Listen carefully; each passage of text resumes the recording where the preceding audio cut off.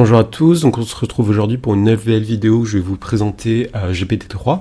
Donc GPT-3 c'est un modèle de deep learning créé par OpenAI qui est très puissant, donc il peut faire de la conversation, de la classification, etc. Donc là par exemple en fait on va simuler une conversation AI et je peux en fait très bien dialoguer avec cette intelligence, donc lui dire un peu ce que je veux. Donc on peut imaginer en fait un modèle de chatbot où on pourrait faire ce qu'on veut et respicer. Bon là il a pas très bien répondu, mais etc. Donc la première chose que vous avez à faire en fait c'est d'aller sur le site de betaopenai.com et en fait en cliquant sur Join vous allez pouvoir remplir un questionnaire, un formulaire. Donc par exemple pour votre email je vous conseille de mettre l'email de votre entreprise, etc. Ou par exemple l'email de votre école. Et en fait moi j'y ai accès là actuellement grâce à mon entreprise en fait. Donc je suis dans la bêta privée grâce à mon entreprise. Donc je vais vous montrer en fait ici les différentes fonctionnalités. Donc là vous avez vu que en fait le texte en noir c'est ce qu'on va appeler en fait l'input. Donc c'est les séquences d'instructions qu'on va dire pour que OpenAI GPT-3 comprenne ce qu'on veut faire. Donc là en fait j'ai dit que la conversation avec un assistant qu'il est aidant et qui va répondre, etc. Mais je peux également changer et dire cette fois que is very mean, c'est-à-dire qu'il est très méchant, and does not reply often. Donc de cette manière, en fait, vous pouvez carrément changer la behavior, donc le comportement de la réponse. And je peux par exemple lui demander How is your day? Et donc normalement, si j'ai bien mis, il va me répondre quelque chose de My day is precious, or Why do you want to talk about? Il va en fait moins me répondre ou être un petit peu arrogant en fait. Et normalement, ça va se traduire en fait donc là il me dit carrément d'arrêter, donc voilà. Donc là c'est pour la conversation. Va y avoir aussi par exemple le Q&A. Donc en fait comment va marcher OpenAI, c'est qu'il faut en fait spécifier un schéma. Donc là par exemple à l'entrée là on va en fait dire que c'est un question answering bot qui va répondre en fait la answer. S'il n'y a pas de sens il va pas répondre, ou alors il va répondre unknown en fait. Donc là c'est vraiment important de spécifier ça. Vous pouvez aussi répondre qu'il répondra jamais, etc. Donc là vous voyez en fait on va initialiser dire certaines questions. Donc là en fait c'est moi qui écris ces différentes questions, c'est plus pour lui dire en fait la manière dont il doit répondre. Donc là par exemple what is the square root of banana, quelque chose qui n'a aucun sens, unknown. Where was the etc. Liam Plig, etc. Ou alors là, une question qui n'a pas de sens, c'est ça. Donc là, on peut tester différentes questions. Donc on va par exemple s'amuser. Donc ça peut être des questions, en fait, on va dire très scolaires. Donc par exemple, qui était le président de la France en 1976? Et en fait, en cliquant sur Submit, il va faire la complétion directement. Donc ça peut être des questions scolaires, mais ça peut être aussi des questions moins conventionnelles. Donc là, par exemple, où là Wikipédia ne pourrait pas répondre. Donc là, par exemple, in which episode Sacha gets his third Pokémon. Donc là, c'est quand même assez dur parce qu'en fait, même s'il y a le mot Pokémon, il sait pas forcément que je veux dire la série Pokémon en fait. Et donc normalement, il le dit dans l'épisode 5, ce qui est assez impressionnant parce qu'il n'y a pas quand même un épisode où c'est dit comme ça, quoi. De la même manière, par exemple, si j'ai envie de lui faire deviner un jeu vidéo d'où je me souviens plus le nom ou quelque chose comme ça, donc là je vais lui dire le jeu très difficile avec une ambiance médiévale, donc je sais pas si vous avez reconnu. Du coup c'est Elder Scrolls Skyrim, mais moi je voulais pas forcément Skyrim, du coup je vais lui dire ça.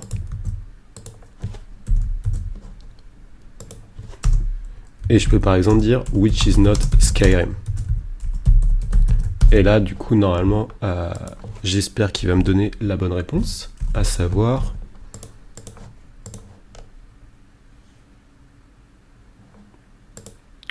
bon, c'est pas toujours parfait, mais enfin bon, j'attendais Dark Souls. Donc là c'est marrant parce que juste avant je l'avais testé en fait, et la réponse était différente. Et en fait c'est dû au fait que le modèle est stochastique, c'est-à-dire que le modèle va pas forcément répondre à toujours la même réponse. Et en fait ici vous pouvez le voir, c'est à travers différents paramètres. Donc là par exemple la température, ça va donner en fait par exemple la probabilité en fait de répondre, pas la probabilité mais en fait ça va, plus la température est élevée et en fait plus le modèle va être stochastique. Et en fait, là, vous allez avoir différents paramètres. Donc, par exemple, la taille de la réponse, si on veut mettre une pénalité, si on veut rajouter en fait le start du début, etc. Et donc, et on peut également ajouter en fait les probabilités pour chaque token. Donc, il y a aussi les différents engines. Donc, il faut savoir qu'il y a 4 engines de base. Donc, DaVinci, Curie, Babbage et Ada. Donc, Babbage, c'est l'inventeur de l'ordinateur, et Ada, donc Ada Lovelace, c'était une computer scientist très, très intelligente qui a fait beaucoup d'algorithmes, et Curie, DaVinci, je ne les présente pas. Donc DaVinci, c'est le modèle le plus capable en fait, c'est-à-dire c'est lui qui va faire la plupart des tasks, il va les mieux réaliser, et il me semble que c'est Curie qui est en fait très rapide et qui va en fait coûter moins cher que DaVinci. Coûter moins cher bien sûr parce que là en fait c'est un peu le playground, mais si maintenant j'ai envie de l'utiliser en production, donc j'utiliserai une API, donc l'API de OpenAI, et en fait je pourrais directement envoyer mes instructions en fait sans passer par le playground. Donc il peut également summariser du texte, donc summariser, comment dire, résumer en fait du texte. Donc là par exemple second grader, donc c'est niveau un peu je pense les enfants, je sais pas, 8-10 ans, un truc comme ça, où en fait il dit là c'est extrait de Wikipédia, etc. Et là on peut en fait lui dire je lui rephrase in plain English that second grader can understand. Donc en gros on demande de résumer comme si on l'expliquait à un enfant. Et en fait c'est exactement ce qu'il fait. Donc là il va en fait totalement résumer. It's very big. Vous voyez qu'en fait les mots utilisés en fait c'est comme si on parlait à un enfant. Et c'est très simple. I rephrase it. Et donc là, en fait, l'idée, c'est que je peux également changer ce que j'ai envie de mettre. Donc à la place de mettre second grader, je peux mettre un adult. Et en fait, selon ce que je vais mettre, my browser, for example, je peux dire of 30, je vais mettre 30 years old. Et donc normalement, là, vous voyez que ça change en fait déjà un peu la sentence. Par exemple, il y a l'emploi du mot gaz, etc. With your naked eye, it isn't bright. Donc vous voyez, c'est vraiment en fait ce qui va changer selon en fait ce qu'on va inputter. Et bien sûr, là c'est Jupyter, mais je peux prendre n'importe quel truc de Wikipédia, n'importe quel passage de Wikipédia, et en fait il va me le résumer parce qu'il va comprendre que l'input ici va changer. Donc un autre exemple que j'aime beaucoup aussi, c'est sur les spreadsheets. Donc les spreadsheets, en fait il va lui demander, donc en fait ce qu'on va lui passer en entrée, là c'est ce que j'écris, c'est par exemple, enfin le modèle, c'est l'industrie num, où en fait là il va donner par exemple l'aérospatiale, l'aviation, etc. Donc là ce serait une spreadsheet des différents movies et leur année de release. Donc là ça va être les hurricanes, etc. Et donc maintenant si je lui ai demandé to column spreadsheet of compiler language and the difficulty level, et bien en fait normalement il va en fait de me générer, donc là il arrive en fait à me générer du texte, ce qui est très très fort. Et en fait, il va me générer bien sûr tous les langages et leur niveau en fait. Donc là, je peux demander à, je sais pas, par exemple, of best Pokémon and their type, and their, non, je vais lui mettre and their evolution.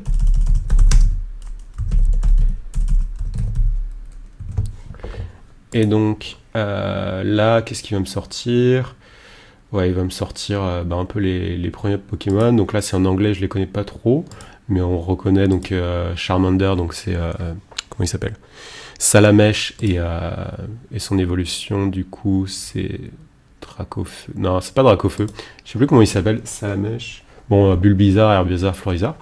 Et donc il va me sortir en fait. Je sais pas s'il m'a sorti les premiers, mais je pense qu'il m'a juste sorti pas les meilleurs, mais juste les premiers dans l'ordre. Donc là c'est pour ça, Caterpie et Metapod, je pense que c'est dans l'ordre alphabétique de Pokémon. Mais vous voyez qu'il est quand même assez puissant et qu'il peut en fait générer of plusieurs choses. Donc là je vais mettre of the first 100, non je vais mettre les 50 premiers. Donc on va voir s'il va réussir en fait à le faire. Je suis pas sûr parce que peut-être que la séquence demandée va être trop longue. Mais en tout cas, il arrive quand même à initier les choses. Et en fait, je pense que c'est parce que la réponse line est de 60. Mais si je l'augmentais, normalement, il pourrait me générer en fait toute la liste. Et donc là, on voit déjà qu'il a commencé déjà à générer un peu tout. Donc quelque chose aussi qui est très très puissant et qui peut nous servir, enfin je pense que ça peut très vous intéresser, c'est la conversion de code. Donc là en fait on va spécifier de demander du code JavaScript à du code Python en fait. Donc là si je lui demande, en fait ce qu'il avait fait c'est, ce que je vais faire en fait c'est juste en fait mettre les différents dogs dans le array. Et donc en fait là il va me donner le même code mais en Python. Et donc là, on voit qu'il a repris avec JavaScript parce que en fait la réponse est plus élevée. Et donc en fait c'est exactement ça. Donc ça, si j'exécute ce code, est-ce qu'il va marcher? Il va marcher plus ou moins. Je pense qu'il va marcher jusque là. Et après ça, cette ligne, il n'y a pas lieu d'être. Mais en fait, c'est un peu l'idée. Et vous voyez qu'en fait, il a conservé en fait le nom des variables. Donc là, il sait toujours que c'est car, etc. Et donc ça, à la place de ça, je peux le demander à un autre langage. Donc je vais demander en quel langage j'aime bien. Donc je sais pas s'il connaît le OCaml.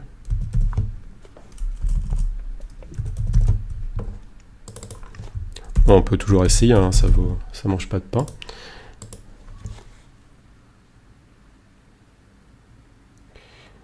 Donc, est-ce que c'est bon? Donc ça fait longtemps que je n'avais pas fait de OCaml, mais en gros, il va définir la fonction ici pour demander et pour l'itération. Donc là, vous pouvez un peu vous amuser à faire tester différents langages. Donc, même pour du React, je pense React, ça va le même chose. Du coup, je pense qu'il va un petit peu bugger, mais ça peut toujours être intéressant de voir. Et React, sauf s'il le met en... Ouais, normalement, il donne la même chose. Ouais, du coup, il le donne plus en map. Et en fait, ici, ce qu'il va renvoyer, c'est la liste des chiens. Donc, c'est pas tout à fait ce qu'on veut, mais c'est assez React, en fait, de faire ça.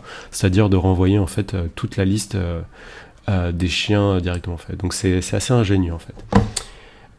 Donc, ça, c'était un peu pour tout pour les playgrounds. Donc, vous pouvez voir qu'ici, il y a plusieurs exemples. Par exemple, English to French, où ça va me permettre, en fait, de demander, de traduire, en fait. Donc,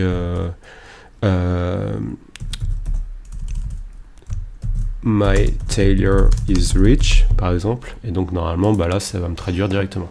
Donc là, c'est English to French, mais on peut imaginer d'autres langages. Donc, est-ce que ça a marché, ça? Je connais pas le farsi, mais on pourrait, en fait, dire n'importe quel langage, en fait. Donc, un peu comme Google Traduction, sauf que ici, OpenGPT-3 est tellement puissant qu'il peut tout faire, en fait. Il peut faire traduction, il peut faire summarize, il peut aussi faire du text to command. Donc ça, c'est aussi assez utile pour tout ce qui est dans l'informatique, c'est-à-dire d'envoyer des messages directement, ou alors depuis, en fait, le terminal, de dire comment lister tous les files dans le terminal, et normalement il vous donnera la question ls qui vous permet en fait de lister tout. Donc ça c'était un peu pour la partie avec les engines de base, et en fait ici on peut voir qu'il y a des engines un peu différents. C'est ce qu'on va appeler les engines instruct. Donc en fait les engines instruct vont être un petit peu différents dans le sens où vous voyez qu'ici à chaque fois en fait on est obligé de faire une séquence type pour que OpenGPT-3 s'initialise et comprenne ce qu'on veut. Et en fait dans les engines il n'y a pas besoin de faire ça. On peut juste en fait spécifier donc à partir d'une phrase. Par exemple j'ai envie de dire explain the moon landing directement, et en fait il va le comprendre directement. Donc c'est assez puissant l'engine directement, puisqu'en fait il y a juste besoin de spécifier des instructions. Donc par exemple on peut également faire je peux juste en fait lui dire une phrase comme ça, et donc normalement il va la comprendre. Donc là normalement là il comprend pas. Je pense que c'était plus pour le question-réponse que je l'avais mis. On va tester le question-réponse parce que j'ai quand même envie de le tester celle-là.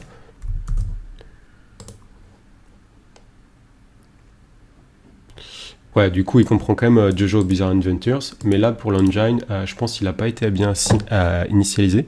Et en fait, normalement, il faut plus spécifier, par exemple, une séquence comme celle-ci. Donc là, je lui dis en fait l'instruction de trouver en fait tous les Pokémon et leur évolution. Donc là, j'ai écrit un texte où j'ai mis des Pokémon, donc j'ai caché également Twitter, donc Twitter qui n'est pas un Pokémon, qui est un mot à trouver. Et donc là, je lui ai demandé, là il n'arrive pas à le saisir parce que j'ai demandé Pokémon.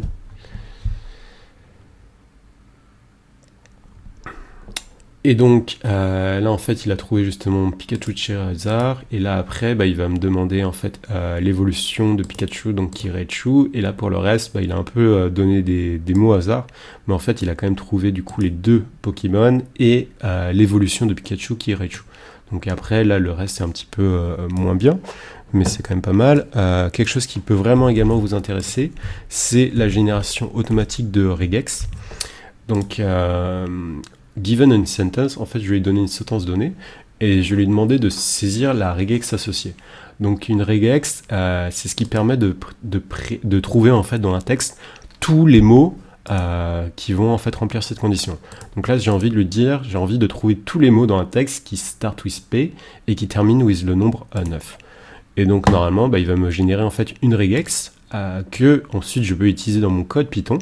Et donc si j'applique cette regex, je serai en mesure de trouver tous les mots qui startent avec P et qui terminent avec la sentence 9. Et donc normalement je peux également changer ça, et je peux lui demander également générer de code Python associé. Donc là c'est quand même assez balèze, je ne sais pas s'il va vraiment réussir, mais j'ai envie de faire la même chose. Donc je vais carrément lui dire en fait juste ça mais en Python. Et en fait, là, normalement, il va me le faire en Python. Donc, on peut tester nous-mêmes. Je vais juste tester dans mon terminal rapidement. Donc, je vais importer ma regex. Je vais définir, en fait, ma regex. Et là, est-ce que c'est bon? Donc, et donc, en fait, si c'est bon, en fait, il m'a rien trouvé. Mais maintenant, si à la fin de Pineapple, je spécifie un 9, il me l'a pas trouvé non plus. Est-ce que c'est parce que la regex n'est pas tout à fait la bonne? Enfin bref, c'est juste un exemple pour vous donner ça. Je peux aussi définir des choses plus complètes. Je peux définir I want to create. Là, je ne sais pas s'il va le faire, parce que c'est quand même assez balèze que je le fais. J'ai envie de créer une fonction which compute the factorial of a number. Donc la factorial en fait c'est la multiplication du nombre avec tous ses nombres précédents. Et donc normalement il y a une manière assez simple de le faire qui est de la faire de manière itérative, et l'autre manière intelligente c'est à faire de la manière récursionnelle. Mais je sais pas s'il va trouver vraiment le truc. Ouais, du coup, non, pour les fonctions, il n'a pas encore été justement. Mais en fait, il y a quelque chose qui est sorti récemment qui s'appelle GitHub Copilot, et en fait, qui normalement vous permettra de faire ceci. Donc, normalement, vous aurez juste à écrire votre texte, et en fait, normalement, il y aura une complétion de votre code, et quelque chose comme ça sera potentiellement possible de faire. Je vais lui demander de faire une loop. Which sum only the odd number. Donc en fait je lui demande de faire une boucle par exemple for to 100, qui va en fait faire la somme des nombres, donc odd c'est impair, jusqu'à 100. Et donc normalement, ouais, le code c'est pas encore ça. J'avais pas trop testé le code, mais je pensais quand même qu'il comprendrait une loop, mais c'est peut-être un peu trop compliqué là, l'instruction. En tout cas, GitHub Copilot qui va sortir bientôt, et donc je vais vous faire une vidéo là-dessus. Donc une fois que normalement vous aurez joué avec le playground, etc., donc là vous avez tout le développeur pour créer en fait une API key, pour mettre les requêtes, etc. Et en fait, toutes ces requêtes là que j'ai fait dans le playground, vous serez en mesure de les envoyer depuis par exemple n'importe quoi, votre application en React, en Angular ou même en Python, votre algorithme, et comme ça vous pourrez directement avoir les réponses dans votre algorithme. Donc voilà, j'espère que cette vidéo vous a plu, n'hésitez pas à la partager, à liker, si vous avez des questions à propos, comment s'inscrire à la bêta, etc. Là c'est votre entreprise, donc du coup ça va dépendre de votre compagnie en fait, j'imagine. Je vous conseille de vous inscrire en fait avec votre email professionnel ou avec votre email de student si vous faites de la recherche, etc. Et normalement, en croisant un petit peu les doigts, ce sera bon. Donc moi, j'ai quand même attendu 1 mois ou 2 avant de recevoir la clé en fait, la clé d'accès. Donc ça peut prendre un peu de temps. Donc voilà, on se retrouve autrement très rapidement pour de nouvelles vidéos. Donc je vais lancer une nouvelle série, je pense, sur le React. Et je parlerai peut-être un petit peu aussi de machine learning selon mes envies. Ok, très bonne journée à vous et merci encore.